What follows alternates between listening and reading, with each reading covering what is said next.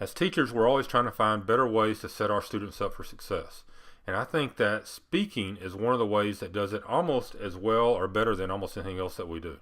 This is Wes Hickey, Director of the School of Education at the University of Texas at Tyler. And in this Weekly 5, we want to talk about providing speaking opportunities for students and the impact that that has.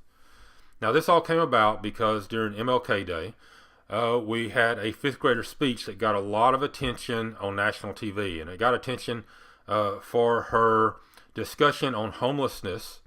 But what it really captured was the idea that this school was really setting her up to have a greater impact than she would normally have within her normal realm of influence. And the reason it had that impact is because they taught her how to speak well and in a way that moved the audience. And so when I looked at that, I thought about speaking, and some of the schools that I've seen that do a great job with students oftentimes have a speaking component with many of their assignments.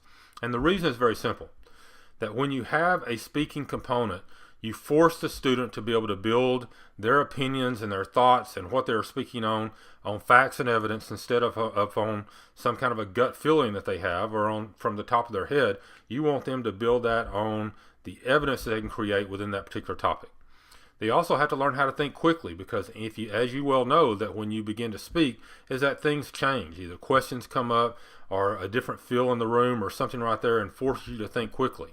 And when you talk about that feel in the room is that you also have to learn how to read a room to determine if what you are saying is getting through to the group and if there is something that needs to be changed as you move forward in your speech.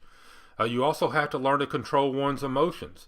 And because we all know that speaking is one of the areas that we are oftentimes have as much of a fear of as anything else, and to be able to control those butterflies in one's stomach and be able to move on and handle the adversity is going to be an important part. And then also to learn to control the emotions of the room by telling stories, by touching people deeply. Those are all important ways of speaking. And in fact, when you talk about the aspects of emotional intelligence, that being able to read other people, to being able to control oneself, to being able to control the emotions of others, very important in many aspects of life and important for success. In fact, Ralph Waldo Emerson stated, speech is power. Speech is to persuade, to convert, and to compel. And to the extent that we can work with our students to make sure they know how to speak well, we set them up to be able to have the type of influence we would like for all of our students to have.